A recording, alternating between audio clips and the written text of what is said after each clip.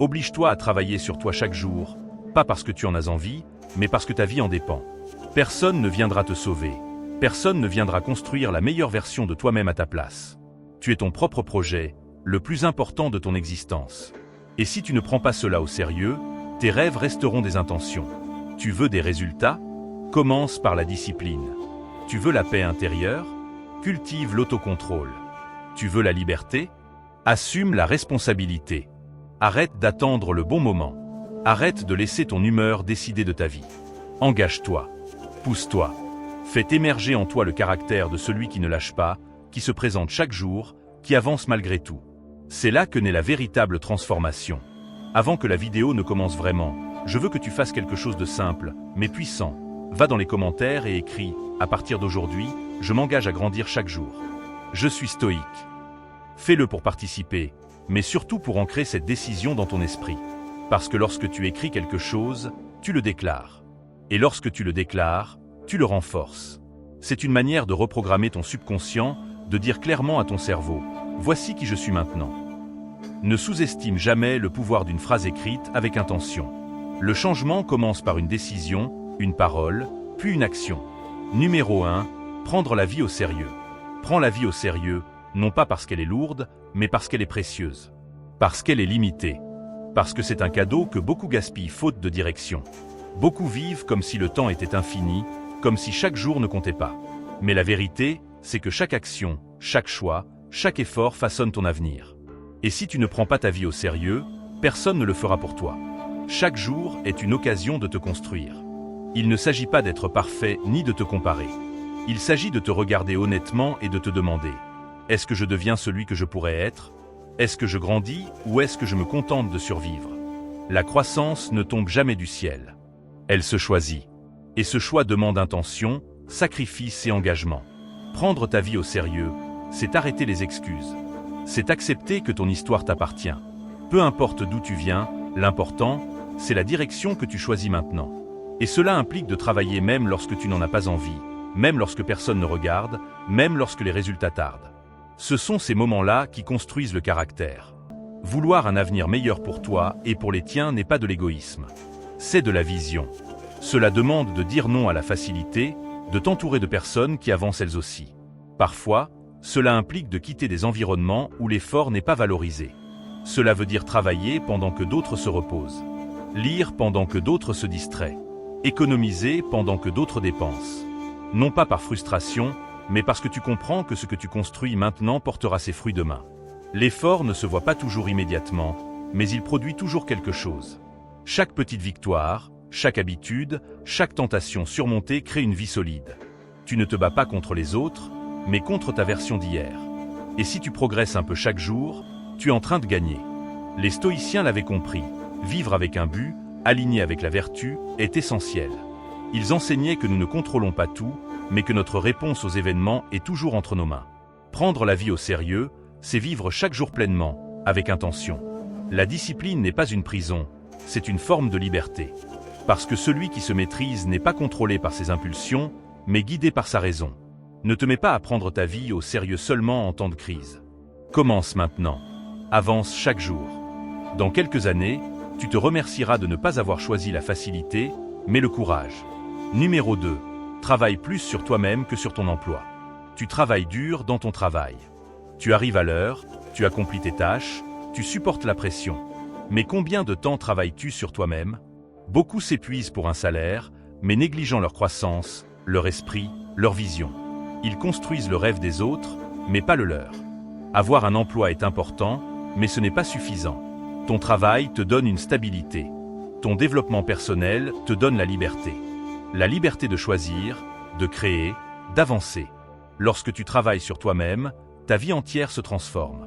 Tu vois des opportunités là où tu ne voyais que des blocages. Ton esprit s'élargit. Tu deviens plus confiant.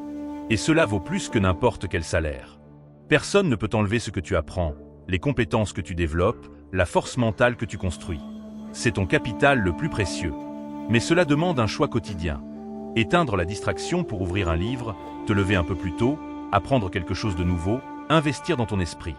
Beaucoup rêvent d'opportunités, mais ne deviennent jamais les personnes capables de les saisir. Comment veux-tu avancer si ton esprit stagne? Comment veux-tu changer si tu ne t'apportes rien de nouveau? Travaille sur toi comme si tu étais ton propre projet. Développe tes compétences. Prends soin de ta santé. Entoure-toi de personnes qui t'élèvent. Pose des questions, reste humble, continue d'apprendre. Le stoïcisme rappelle que la vraie richesse est intérieure. Cultiver ton caractère, ta raison et tes émotions vaut plus que n'importe quelle possession. Ce que tu construis en toi te servira dans chaque situation, même lorsque tout le reste s'effondre. Demande-toi, où en serais-tu si tu te consacrais ne serait-ce qu'1 heure par jour à te développer? Dans 6 mois, dans 1 an, rien ne serait pareil. Pas parce que le monde aurait changé, mais parce que toi, tu aurais changé. Travaille plus sur toi-même que sur ton emploi. Car un jour, ton travail s'arrêtera. Mais la personne que tu deviens restera pour toujours. Numéro 3. Établir des intentions si, alors. Beaucoup échouent non pas par manque de but, mais parce qu'ils attendent d'être motivés au moment d'agir. Ils attendent l'énergie, la clarté, l'envie. Mais c'est précisément dans ces moments que l'esprit négocie.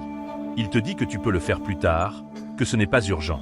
C'est là que les intentions si, alors entrent en jeu. Elles programment ton esprit à agir automatiquement, sans débat. Si le réveil sonne, alors je me lève. Si je suis stressé, alors je respire profondément. Ce n'est plus une question de motivation, mais de décision anticipée. La volonté fluctue. Les intentions, elles, restent. En décidant avant que la situation n'arrive, tu élimines le conflit intérieur. Et là où il n'y a pas de débat, il y a de l'action. Commence petit. 2 ou 3 intentions par jour. Écris-les.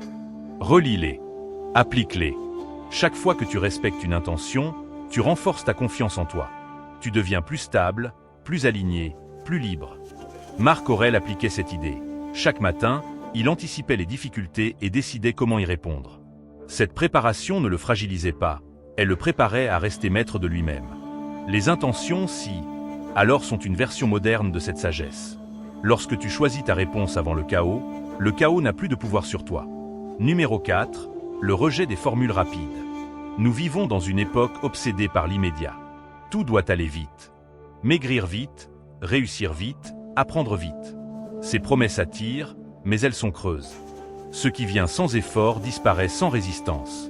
Le vrai succès se construit dans le processus, dans la répétition, dans les efforts silencieux, dans les jours où tu continues alors que personne ne regarde.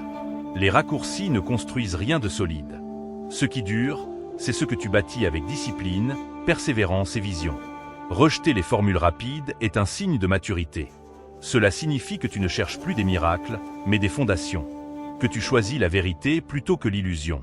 Parce que pendant que d'autres cherchent le facile, toi tu construis le durable. Tu sais que tout ce qui a de la valeur demande du temps, que tout ce qui est authentique exige des efforts, et tu es prêt à payer ce prix. Parce que sans le processus, il n'y a pas de fondation solide. Alors comment appliquer cela chaque jour? Change ton regard. Ne cherche plus le chemin le plus rapide, mais le chemin le plus solide. Investis du temps pour apprendre de vraies compétences. Lis, écoute, observe ceux qui sont déjà là où tu veux arriver. Intéresse-toi à leur parcours, pas seulement à leurs résultats. Apprends à aimer le travail bien fait plutôt que la récompense immédiate. Et surtout, reste constant, même lorsque tu avances lentement. Lentement ne veut pas dire immobile. Souvent, ce qui met le plus de temps à pousser est aussi ce qui devient le plus résistant. Pour un stoïcien, cela fait totalement sens. Ils ne croyaient pas aux récompenses instantanées. Leur objectif, c'était la vertu, la maîtrise de soi, la force intérieure. Épictète disait que si tu veux être un vrai philosophe, tu ne peux pas agir comme tout le monde. Tu ne peux pas rechercher la facilité, le confort ou l'approbation. Tu dois choisir la voie difficile, car c'est la seule qui mène au véritable progrès. Un succès extérieur sans excellence intérieure ne signifiait rien pour eux. Quand tu renonces aux solutions rapides, tu choisis de construire une vie qui a un sens. Une vie qui peut avancer plus lentement, mais qui ne s'effondre pas au premier obstacle. Parce que tu ne fais pas les choses au hasard. Tu construis du réel, du solide, quelque chose qui t'appartient. Oui, tu mettras du temps, mais une fois à destination, tu seras prêt à y rester. Alors arrête de chercher la prochaine formule magique. Tu n'en as pas besoin. Ce qu'il te faut, tu l'as déjà en toi. La détermination, la capacité d'apprendre et la force de continuer même sans résultat visible. Fais du travail constant ton mode de vie. Fais de la patience ton arme et fonde ton action sur des principes stables. Quand tu fais ça, le succès n'est plus une possibilité. C'est juste une question de temps. Numéro 5. Le pouvoir de l'auto-éducation. Personne ne viendra te sauver. Personne ne viendra frapper à ta porte pour t'apporter les connaissances dont tu as besoin. Si tu veux évoluer, avancer, devenir quelqu'un de meilleur qu'hier, tu dois prendre la responsabilité complète de ton apprentissage. Il ne s'agit pas seulement de diplôme ou de certification, mais d'auto-éducation. Cette décision de ne plus attendre que quelqu'un te dise quoi apprendre, mais de partir le chercher toi-même. Quand tu comprends que la connaissance est une forme de liberté, tu arrêtes de dépendre du système. Tu deviens l'architecte de ta vie. S'auto-éduquer, c'est refuser la médiocrité. C'est dire « ce qu'on m'a donné ne suffit pas, je vais chercher plus loin ». C'est arrêter de consommer du contenu au hasard et commencer à étudier avec intention. Tu apprends ce qui t'aide à mieux vivre, à penser plus clairement, à agir avec plus de sagesse. Ça te donne du pouvoir. Pas celui d'impressionner, mais celui de comprendre et de te comprendre. Aujourd'hui, tu as accès à plus de savoir que n'importe quelle génération avant toi. Mais ce flot constant peut devenir un piège, la surinformation. Tu peux lire, écouter, regarder toute la journée et ne rien apprendre. S'auto-éduquer, ce n'est pas accumuler des données, c'est gagner en clarté. Qu'est-ce que tu veux vraiment? Quelles compétences serviront la vie que tu veux construire? Une fois que tu as ces réponses, chaque contenu devient un outil choisi consciemment. Fixe des objectifs précis. Il ne s'agit pas d'apprendre pour apprendre, mais d'étudier pour avancer vers tes buts. Tu veux entreprendre? Étudie le business, la finance, le leadership. Tu veux mieux communiquer? Analyse le langage, écoute les grands orateurs. Tu veux te comprendre? Plonge dans la psychologie, la philosophie, l'écriture personnelle. Fais-le chaque jour, même un peu. La connaissance ne se construit pas en un jour, mais elle se solidifie par la constance. Personnalise ton apprentissage. Certains comprennent mieux en lisant, d'autres en écoutant, d'autres en écrivant ou en expliquant. Apprends à te connaître. Crée un système qui fonctionne pour toi. Ne compte pas sur la motivation. Fais-le parce que c'est essentiel à ta croissance. Parce que tu t'es engagé envers toi-même. Celui qui s'auto-éduque avance toujours plus loin que celui qui attend que la vie l'instruise au hasard. Pendant que certains se plaignent, tu apprends. Pendant que d'autres se perdent dans des distractions, tu construis quelque chose que personne ne pourra te retirer. Et quand le moment d'agir arrivera, tu seras prêt. Non parce que tu es le plus talentueux, mais parce que tu es le plus préparé. Pour les stoïciens, l'auto-éducation était un devoir constant. Ils pensaient que tant qu'on vit, on doit apprendre à vivre. La sagesse était la seule vraie richesse, parce que rien au monde ne pouvait la leur enlever. Seul celui qui cultive son esprit peut rester en paix quand tout s'écroule. Ne sous-estime jamais ce pouvoir. Chaque heure consacrée à apprendre quelque chose d'utile t'approche d'une meilleure version de toi-même. Ne laisse pas la vie t'enseigner dans la douleur ce que tu peux apprendre volontairement. Ne laisse pas ton futur au hasard. Cherche la connaissance. Entoure-toi d'idées qui t'élèvent. Pose des questions. Continue d'avancer. Parce que celui qui n'arrête jamais d'apprendre n'arrête jamais de grandir. Et si tu fais de l'auto-éducation une habitude, tu verras plus tard que ce choix aura tout changé. Numéro 6. Visualiser tes objectifs et le processus. Ton esprit a besoin de direction. Dire « je veux réussir » ne suffit pas. Tant que ton esprit n'a pas d'image claire, il tourne en rond. Ce que tu visualises devient un aimant. Ton attention s'organise autour de tes images mentales. Mais visualiser seulement le résultat ne suffit pas. Il faut visualiser le processus. Imagine-toi en train de faire ce que tu dois faire, même sans envie. Imagine les jours difficiles et la façon dont tu continues malgré tout. Visualise les obstacles, les erreurs, les moments de doute et vois-toi les traverser. Quand ton esprit s'habitue non seulement au sommet mais à la montée, tu développes la résilience nécessaire pour tenir. Ce n'est pas de la motivation vide, c'est un entraînement mental. Quand tu te vois discipliné, patient, fort, tu commences à devenir cette version de toi-même. Consacre quelques minutes par jour à cet exercice. Ferme les yeux et imagine ta meilleure version. Comment pense-t-elle? Comment agit-elle? Comment réagit-elle sous pression? Ensuite, ramène cette image dans le présent et demande-toi: quelle petite action puis-je accomplir aujourd'hui pour m'en rapprocher? Visualise aussi les obstacles, non pour t'effrayer, mais pour te préparer. Que feras-tu quand ce sera difficile? Quand tu seras fatigué? Quand personne ne te soutiendra? Abandonneras-tu ou t'adapteras-tu? C'est cela, la préméditation des difficultés dont parlaient les stoïciens. Pas du pessimisme, mais une stratégie.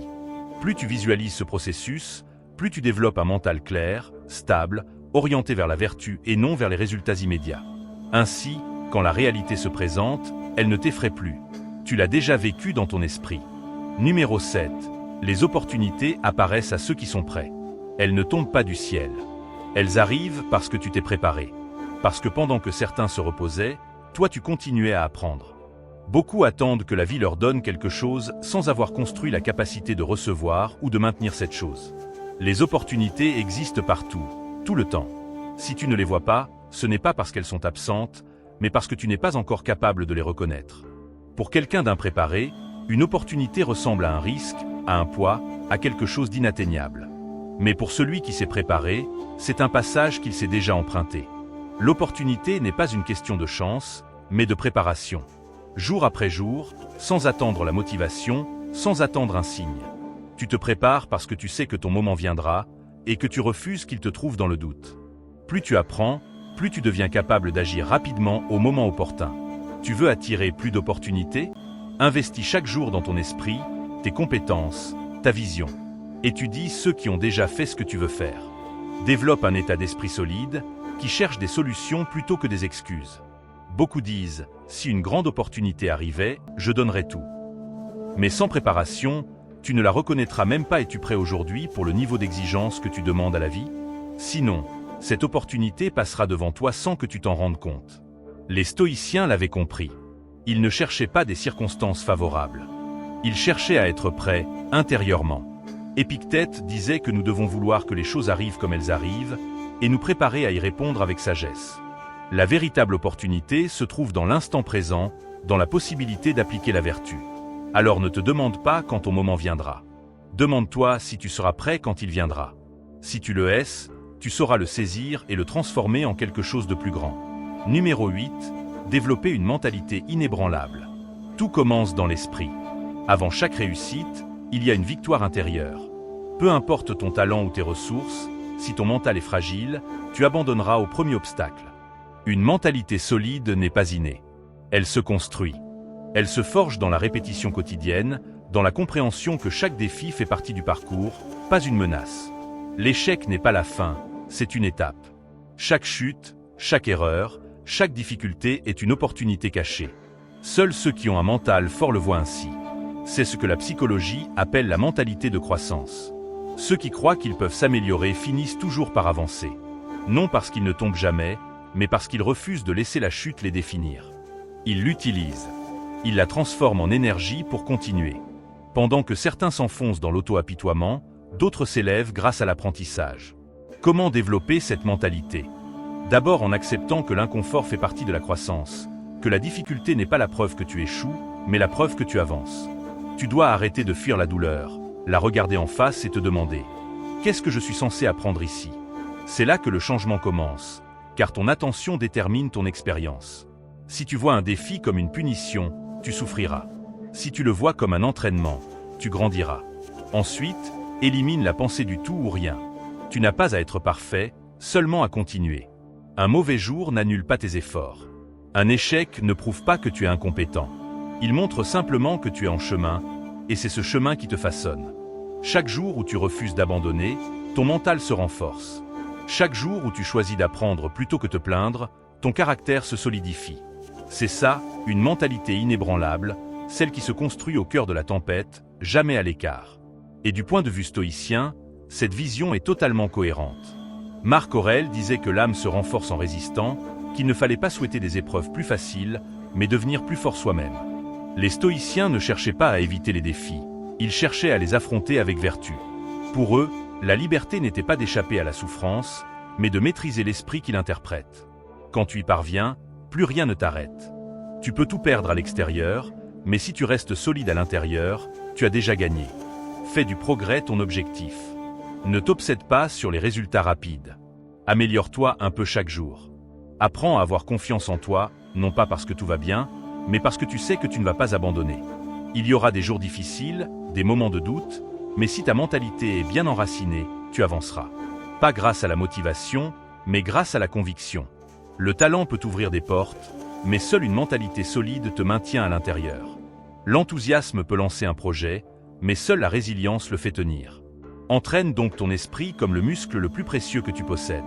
Lorsque tu le feras, Tu verras qu'aucun obstacle n'est trop grand pour quelqu'un qui refuse de se briser. Numéro 9. Définir des objectifs avec un but. Un objectif sans but n'est qu'une phrase jolie dans un carnet. C'est pour cela que tant de gens commencent avec enthousiasme mais s'éteignent en chemin. Ce n'est pas qu'il manque de talent ou de temps, il manque de raisons profondes pour tenir lorsque la motivation disparaît. La motivation est instable, mais le but est un carburant. Quand tu sais pourquoi tu fais ce que tu fais, tu n'as plus besoin d'être inspiré en permanence. Tu agis même sans envie, parce que tu comprends que tes actions ont du sens. Définir un objectif avec un but, c'est aller au-delà du simple résultat. Ce n'est pas dire « je veux perdre du poids », « je veux gagner plus d'argent »,« je veux réussir ». C'est comprendre ce qu'il y a derrière. Pourquoi? Que représente pour toi la réussite? Qu'est-ce que cela améliorerait dans ta vie? Plus ta raison est claire, plus ton engagement sera fort. Et quand les jours difficiles arriveront, tu te souviendras de ton pourquoi. Tu verras que tu ne peux pas abandonner, parce qu'il ne s'agit plus d'un objectif superficiel, mais de quelque chose de profond. Fixer des objectifs avec un but, c'est aussi les aligner avec ton identité. Tes objectifs doivent devenir une extension de la personne que tu veux être. Si tu veux être discipliné, cela doit être cohérent avec tes valeurs et ta vision. Quand un objectif s'enracine dans tes principes, il cesse d'être négociable. Il devient une partie de ton chemin. Écris tes objectifs, mais surtout écris pourquoi ils sont importants. L'écriture clarifie, l'écriture confronte. Ne t'arrête pas à une raison superficielle. Demande-toi, qu'est-ce que ma vie deviendra si j'accomplis cet objectif? Comment vais-je me sentir? Qui pourrais-je aider? Et aussi, qu'est-ce que je perds si je ne l'accomplis pas? Cette clarté émotionnelle transforme un objectif en engagement. Du point de vue stoïcien, c'est l'intention qui guide tout. Ne jamais agir par caprice, mais avec raison. Épictète disait « Ne marche pas sans savoir où tu vas ». Marc Aurèle se demandait si ses actions étaient guidées par le bien ou simplement par le désir. Vivre avec intention, c'est cela. Avancer vers la sagesse, la justice, le courage et l'autodiscipline. Quand tu vis avec intention, tu ne te laisses plus emporter par le chaos. Tu avances même lentement, mais avec sens. Chaque pas compte, car il t'approche de ce qui est vraiment important. Et si tes objectifs sont ancrés dans ce que tu es profondément, rien ne pourra t'arrêter. Quand le but est plus grand que l'obstacle, l'objectif devient une promesse envers toi-même. Numéro 10. Stratégie pour surmonter la procrastination. La procrastination n'est pas de la paresse, c'est un évitement. Tu ne repousses pas une tâche parce qu'elle ne t'intéresse pas, mais parce qu'elle te fait peur. Peur d'échouer, peur de ne pas être parfait, peur de commencer quelque chose dont tu doutes de l'issue. Mélangée au manque de clarté, cette peur devient une barrière invisible. Plus tu évites, plus elle grandit. Tes objectifs refroidissent, tes rêves s'usent, ta confiance se fragilise. Mais sortir de ce cycle ne demande pas une transformation totale. Tu as besoin de petites victoires régulières. L'action, même minuscule, brise l'inertie. La technique des 2 minutes est parfaite pour ça. Quand tu repousses une tâche, engage-toi à la commencer pendant seulement 2 minutes. Pas plus. Une fois que tu as commencé, tu brises la résistance. Le mouvement entraîne le mouvement. Ce qui nous bloque, ce n'est pas la tâche, mais l'idée que nous nous en faisons. Une autre stratégie puissante consiste à diviser les tâches. Ne te dis pas d'écrire un livre, dis-toi écrire 100 mots. Ne dis pas mettre ma vie en ordre, dis ranger mon bureau. Chaque pas minuscule crée un élan. Quand tu vois que tu avances, ton esprit recommence à croire en toi. Ne te punis pas d'avoir procrastiné. Observe-toi. Qu'est-ce que tu évites vraiment? Quelle histoire racontes-tu qui t'empêche d'agir? Parfois, nommer ta peur suffit à la réduire. Tu n'as pas besoin d'éliminer l'inconfort, seulement d'apprendre à avancer malgré lui. Les stoïciens ne dépendaient pas de la motivation. Ils agissaient parce qu'ils savaient que le temps est limité. Marc Aurèle l'écrivait « Ne gaspille pas ce qui te reste de vie à discuter de la façon de vivre. » Vie. La procrastination se combat par l'action immédiate, même minuscule. Tu n'as pas besoin d'accomplir tout maintenant, juste le premier pas. Pas besoin d'énergie extraordinaire, juste de commencer. 2 minutes. Un petit effort. Une tâche fragmentée. Répète cela chaque jour, sans jugement, sans pression. L'action, même minime, aura toujours plus de pouvoir que l'intention. Numéro 11. Fais en sorte que ton emploi du temps travaille pour toi, et non contre toi. La question n'est pas d'avoir plus de temps, mais de mieux l'utiliser. Nous avons tous les mêmes 24 heures. La différence, c'est l'usage. Beaucoup passent leur journée à courir, à éteindre des incendies, à se sentir submergés, et pourtant n'avancent pas. Leur emploi du temps travaille contre eux, sans intention, sans structure, sans focus. Si tu ne contrôles pas ton temps, d'autres le feront pour toi. Les distractions, les urgences des autres, le bruit du monde. Si tu ne décides pas ce qui est important, tout deviendra urgent. Commence chaque journée avec clarté. Avant ton téléphone, définis 3 priorités. Pas 20. 3. Les 3 actions qui donneront du sens à ta journée. Cela t'oblige à filtrer, à hiérarchiser. Puis, bloque du temps pour ces priorités. Si c'est important, cela doit apparaître dans ton agenda. Protège cet espace. Sinon, le monde l'occupera. Ce n'est pas être occupé qui compte, c'est être efficace. Et rappelle-toi que le repos fait partie du plan. Le repos n'est pas une récompense, c'est une stratégie. Sans recharge, tu t'effondres. Programme des pauses. Marche, respire, médite. Un esprit clair vaut plus que des heures d'agitation. Les stoïciens accordaient une grande importance au temps. Sénèque disait que nous perdons la vie en la consacrant à ce qui ne compte pas. Pour eux, le temps était plus précieux que l'argent ou la renommée. Celui qui le gaspille, gaspille sa vie. Fais en sorte que ton emploi du temps reflète la vie que tu veux construire. Remplis-le de ce qui compte vraiment. Travail essentiel, apprentissage, connexion, repos conscient. La différence entre progresser et stagner ne se mesure pas en heures, mais en focus. Un emploi du temps bien conçu ne t'enchaîne pas, il te libère. Numéro 12. Apprendre de ses expériences personnelles et de celles des autres. Chaque expérience t'enseigne quelque chose, mais tout le monde n'écoute pas. Nous vivons vite, distraits, obsédés par la prochaine étape. Et pourtant, la sagesse se trouve sur le chemin parcouru. Apprendre de tes expériences est un acte de transformation. Tu n'as pas besoin de répéter les mêmes erreurs si tu prends le temps de les analyser. Le but n'est pas de revisiter le passé avec regret, mais de le transformer en professeur. Demande-toi, qu'ai-je appris de cet échec, de cette rupture, de cette erreur? Chaque situation porte un message. Si tu ne l'apprends pas, la vie te reposera la même leçon encore et encore. Mais il y a mieux encore, apprendre de l'expérience des autres. Observer, écouter, faire attention au chemin déjà parcouru. Le temps que quelqu'un a passé à se tromper peut t'épargner des années. Si quelqu'un autour de toi a déjà vécu ce que tu traverses, ne néglige pas cette chance. Pose des questions. Écoute ce qu'il referait différemment. Observe ses choix. Ne dis pas « pour moi ce sera différent ». Peut-être, peut-être pas. Si tu peux éviter une chute grâce à la sagesse de quelqu'un d'autre, pourquoi t'en priver? Chaque soir, prends un moment. Que ai-je appris aujourd'hui? Que ai-je bien fait? Qu'est-ce que je peux améliorer? Et observe ce qui est arrivé aux autres autour de toi. Quelles leçons peux-tu tirer sans devoir vivre la même souffrance? Les stoïciens considéraient cette attitude comme essentielle. Ils apprenaient de leurs propres erreurs, mais aussi de celles de leurs prédécesseurs.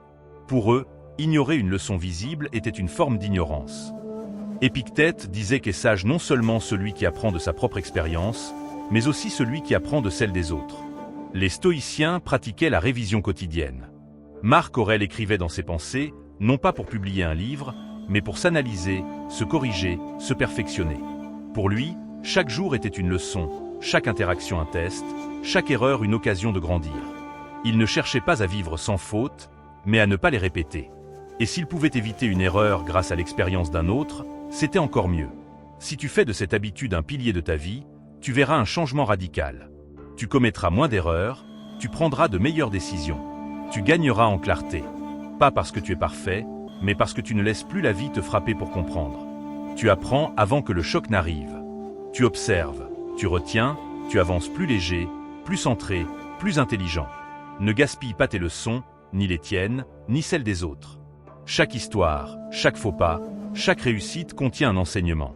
Celui qui est éveillé, qui observe, qui réfléchit, en tire toujours quelque chose de précieux. Tu n'es pas là pour accumuler des expériences, mais pour les transformer en sagesse. Sois attentif, prends des notes, apprends. La vie te parle en continu, il suffit de commencer à écouter. Numéro 13, la discipline d'épargner et d'investir. La liberté ne dépend pas seulement du temps ou de l'espace, mais aussi de ta relation avec l'argent. Il ne s'agit pas de devenir millionnaire ou de courir après le statut, mais de cultiver une tranquillité d'esprit, celle qui vient du fait de savoir que quoi qu'il arrive, tu as un matelas. Que si tout bascule, tu ne paniqueras pas, car tu as été discipliné. Voilà la véritable indépendance. Pouvoir choisir sans être esclave de l'argent. Épargner n'est pas une punition. Ce n'est pas se priver de vivre. C'est s'assurer de pouvoir vivre avec sérénité demain. Le problème n'est pas combien tu gagnes, mais combien tu conserves. Tu peux gagner beaucoup et rester prisonnier. Tu peux gagner peu et bâtir quelque chose de solide. La différence réside dans tes habitudes, dans ta vision, dans ta discipline. Si tu veux réellement la liberté, vois l'épargne non comme un sacrifice, mais comme une stratégie. Commence simplement. Tu n'as pas besoin d'épargner la moitié de ton salaire du jour au lendemain. 10% suffisent. 5% si c'est tout ce que tu peux. L'important est de forger l'habitude. Automatise-la. Que cet argent quitte ton compte avant même que tu puisses y toucher. Parce que si tu attends la fin du mois, il n'en restera jamais. L'épargne vient d'abord. C'est ta manière de dire « Je protège mon futur, je me respecte ». Puis passe à l'étape suivante, investis. Épargner est essentiel, mais si ton argent dort, il perd de sa valeur. L'objectif n'est pas seulement de garder, mais de faire fructifier. Apprends à investir. Tu n'as pas besoin d'être un expert, mais tu dois connaître les bases. Investis dans ce que tu comprends, puis élargis ton champ de connaissances. L'argent qui travaille pour toi te donne de la liberté. Il te donne le pouvoir de dire non, de prendre des risques intelligents, de changer de voie si nécessaire. Celui qui n'a aucun contrôle financier se retrouve souvent coincé dans des situations qu'il déteste simplement parce qu'il a besoin de son chèque à la fin du mois. Celui qui a été discipliné possède des options. Et avoir des options, c'est une forme subtile mais puissante de liberté. Les stoïciens ne parlaient pas de finances comme nous, mais leurs principes restaient clairs. Autosuffisance, modération, maîtrise de soi. Sénèque, pourtant riche, mettait en garde contre la dépendance au luxe et le fait de vivre au-dessus de ses moyens. Pour lui, la vraie richesse n'était pas d'avoir beaucoup, mais de se contenter de peu. Ce principe reste vrai aujourd'hui. Si tu maîtrises ton argent, tu n'en es pas l'esclave. Fais de ta discipline financière un acte d'amour-propre. N'épargne pas par contrainte, mais parce que tu te valorises. Parce que tu mérites de dormir tranquille. Parce que tu veux avoir la possibilité d'aider, de créer, de décider depuis l'abondance plutôt que depuis l'urgence. Chaque euro épargné est un pas vers ton indépendance. Chaque investissement intelligent est une graine qui finira par pousser. Le jour où d'autres seront bloqués, toi tu auras le choix. Voilà la vraie richesse, celle que tu bâtis avec intention. Numéro 14, utilise la gratification différée. Ce qui a le plus de valeur ne s'obtient pas immédiatement. Le succès, la liberté financière, la discipline, l'accomplissement personnel exigent tous la même compétence, savoir attendre. Pas attendre passivement, mais attendre en travaillant, en construisant, même sans résultat visible. Nous vivons dans un monde où tout est immédiat. La nourriture, le divertissement, la validation. Mais cette rapidité a un prix. Plus tu t'habitues à l'instantané, plus ta capacité à résister, persister et différer la récompense s'affaiblit. Et sans cette capacité, tes objectifs s'effondrent dès qu'une distraction apparaît. Pour accomplir quelque chose de grand, tu dois apprendre à retarder le plaisir. Non pas à le fuir, mais à le mériter. D'abord l'action, ensuite la récompense. Pas l'inverse. Ne regarde pas ta série avant d'avoir étudié. Ne mange pas ton dessert avant le sport. Ne sors pas t'amuser avant d'avoir accompli ce que tu t'étais promis. Utilise les plaisirs comme récompense, pas comme échappatoire. Ainsi, tu reprogrammes ton esprit. Tu cesses de voir l'effort comme une souffrance et tu comprends que le résultat vaut la peine, car tu l'as créé. Chaque fois que tu diffères le plaisir, tu deviens mentalement plus fort. Tu prépares ton esprit à résister à de plus grandes tentations, à faire de meilleurs choix, à agir avec une vision à long terme. Installe une règle simple. Je ne m'accorde pas ceci tant que je n'ai pas fait cela. Je ne regarde pas mon téléphone tant que je n'ai pas fini mon bloc d'études. Je ne bois pas mon café tant que je n'ai pas lu 10 pages. Je ne vérifie pas mes réseaux tant que je n'ai pas envoyé ce mail que je repousse. C'est simple, mais puissant. Cela montre qui commande, toi ou tes impulsions. Les stoïciens pratiquaient exactement cela. Ils n'étaient pas contre le plaisir, mais ils savaient que suivre le plaisir affaiblit l'esprit. Pour Marc Aurèle, nous devons agir selon ce qui est juste, non selon ce qui nous tente. Pour Épictète, la vraie liberté consiste à dire non à ce qui nous attire mais ne nous élève pas.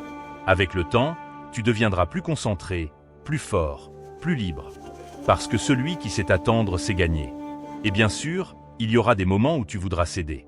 Mais rappelle-toi, chaque fois que tu choisis la facilité, tu t'éloignes de ce qui compte vraiment. Tu ne poursuis plus le confort, mais ce qui te fait grandir. Numéro 15. Répète, répète et répète. Il n'y a pas de magie, pas de secret caché. Ce qui transforme ta vie, ce n'est pas ce que tu fais une fois avec enthousiasme, mais ce que tu fais chaque jour avec intention. Ce que tu répètes devient ton identité. Si tu t'entraînes tous les jours, tu deviens fort. Si tu nourris ton esprit chaque jour, tu deviens sage. Si tu agis avec discipline chaque jour, tu deviens fiable. Le problème, c'est que beaucoup sous-estiment le pouvoir du geste quotidien. Ils pensent que seul le spectaculaire compte. Mais ce qui change réellement une vie, ce sont les petites actions répétées, encore et encore, jusqu'à ce qu'elles deviennent naturelles. Choisis une habitude. Une seule. Pas 10. Une habitude qui entraînera les autres. Méditer 5 minutes. Lire 10 minutes. Écrire une page. Te lever à la même heure. Peu importe, tant que tu la répètes, même quand tu n'en as pas envie. Surtout quand tu n'en as pas envie. Tu ne verras pas de résultat au début. Tu auras l'impression d'avancer lentement. C'est normal. Tu n'entraînes pas seulement ton corps ou ton esprit, tu entraînes ton caractère. Tu envoies un message profond, je peux compter sur moi. Et quand tu deviens quelqu'un de fiable pour toi-même, tout change. Il ne s'agit pas de perfection, mais de présence. Être là chaque jour. Et si tu échoues, tu recommences. Si tu es en retard, tu rattrapes. Si tu doutes, tu avances quand même. C'est ça la véritable constance. La répétition transforme ce qui est difficile en naturel, ce qui est étrange en familier, ce qui est nouveau en une partie de toi. Tout ce que tu es aujourd'hui est le résultat de choses que tu as répétées. Alors choisis consciemment ce que tu veux répéter. Les stoïciens le savaient. Marc Aurèle écrivait tous les jours pour ancrer ses principes. Épictète enseignait que comprendre une idée ne suffit pas. Il faut la pratiquer, y revenir, la répéter sans cesse. La vertu est une habitude. Fais de ta répétition quotidienne une affirmation d'identité. Tu ne te contentes pas d'adopter une habitude. Tu décides de la personne que tu deviens. Tu construis une nouvelle version de toi, geste après geste. Celui qui répète finit toujours par gagner. Non pas parce qu'il est le plus talentueux, mais parce qu'il refuse d'abandonner. Si tu veux transformer ta vie, ne cherche pas un résultat rapide. Cherche des habitudes solides. Ne pense pas à ce mois-ci. Pense aux années qui viennent. L'action répétée, avec intention, est la clé. Si tu es arrivé jusqu'ici, c'est que tu es engagé dans ta croissance. Maintenant, renforce cet engagement. Écris en commentaire. À partir d'aujourd'hui, je m'engage à grandir chaque jour. Je suis stoïque. Fais-le pour sceller cette décision dans ton esprit. Relis-la chaque fois que nécessaire. Si ce message t'a parlé, mets un like, abonne-toi à notre chaîne et active la cloche et surtout pas de nous dire en commentaire ce qui t'a le plus touché dans cette vidéo. Ce n'est que le début.